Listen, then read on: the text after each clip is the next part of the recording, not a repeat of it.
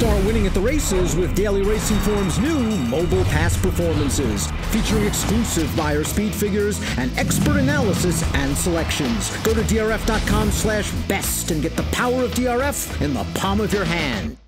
3 stakes races on Saturday at Santa Anita. Race number 2 was the Grade 3 Wilshire Stakes for fillies and mares at a mile on grass.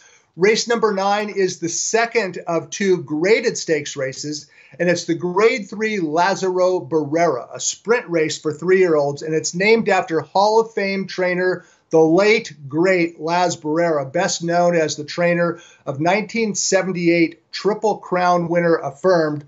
But Barrera did more than just train Affirmed to win the Triple Crown. He was a 4-time Eclipse winner as an outstanding trainer from 1976 through 1979. He trained the likes of Bold Forbes, J.O. Tobin, It's in the Air, Lemhi Gold. The late, great Laz Barrera is the race for which the Laz Barrera Stakes on Saturday at Santa Anita is named after. It's race number 9, and this race was shortened this year from the traditional distance of 7 furlongs to 6.5. We've seen that with a number of these stakes races. During the 7-week interruption of racing, Santa Anita's racing office made the decision to shorten some of these stakes races. And it kind of makes sense because no horses raced at Santa Anita for, well, from the middle of March until May. So the distance was shortened from 7 furlongs to 6.5. I don't know that it really matters in this case because a field of only 5 3-year-olds entered the Laz Barrera. Let's go ahead and take a look at the field. And the favorite is on the inside, Collusion Illusion. Grade 2 winner of the Best Pal Stakes last summer.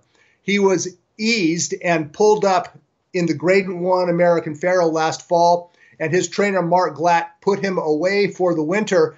Surprisingly enough, or maybe not, Collusion Illusion was just about ready to run in the middle of March, and that's when the Los Angeles County Health Department pulled the plug on Santa Anita, and we had to stop racing for 7 weeks. So Glatt had to sit on Collusion Illusion for a little bit longer, and when he returned on May 17th in a 2 other than, well, let's go ahead and see exactly what Collusion Illusion did. Facing a good field of older. This is a 3-year-old making his first start since fall, facing 2 other than older, and that's Collusion Illusion on the outside under Flavian Pratt, and he will score convincingly by 3 lengths. He went 6 furlongs in 1:10. He earned an 89 buyer speed figure, and the strength of this race was validated when the runner-up, Tiger Dad, came back last weekend to win the Thor's Echo. Tiger Dad went from an 82 buyer to a 90. Tiger Dad improved 8 points from that runner-up finish into his next start, winning last weekend in the Thor's Echo. Now, what if Collusion Illusion happens to also improve 8 points? That means he'd get a 97 buyer speed figure if he runs the same similarly in the Laz Barrera. He's drawn on the inside, Collusion Illusion is, and that's one potential drawback.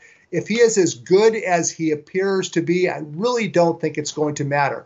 But this is not a slam dunk because he faces a good 3-year-old from the deep Bob Baffert stable drawn to directly to his outside, and that's number 2, Ragtime Blues. Ragtime Blues won a maiden race at Oaklawn in late April, and he was all out to win by a head.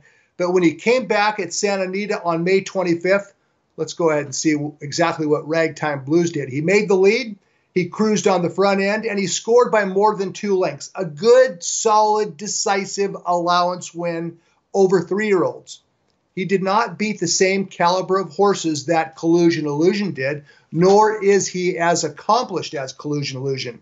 But what Ragtime Blues does have is speed, sharp current form, a top trainer in his corner, and if he can shake away from that speed horse directly to his outside, referring to number 3, Phantom Boss, Ragtime Blues has a chance to possibly wire the field. But Phantom Boss could be the thorn in the side of Ragtime Blues because Phantom Boss last time out added blinkers, showed improved speed in a wickedly fast turf sprint. He went the opening quarter in 20-3, the half in 43-2, and then he just got a little tired late. This is the 3rd start back for Phantom Boss, and if that name rings a bell, it should. He won the Grade 3 Bashford Manor last spring at Churchill Downs as a 2-year-old. So Phantom Boss rounding back into form. He has speed. He's probably going to keep Ragtime Blues company up on the front end. And that's going to be just fine for Collusion Illusion, because Collusion Illusion will rally from behind. If there's an X factor in the race, it's number 4, Alcools, making his first start since last fall. His workout pattern at San Luis Rey Downs looks to be solid. Trained by Peter Miller, Abel Cedillo aboard, and you would expect Alcools to run well first start back based on his training pattern. But it looks like Collusion Illusion is the right horse to win the Lazaro Barrera, and afterward we're going to find out where this 3-year-old goes. They did make him eligible for the Kentucky Derby, so who knows? Maybe Collusion Illusion will be a late addition to the Triple Crown Trail, or maybe, as the son of Twirling Candy, his future will be on grass. I suspect that's where he will end up. So does his trainer, Mark Glatt. The Lazaro Barrera Stakes is race number 9 on Saturday at Santa Anita, and Collusion Illusion should be tough to beat.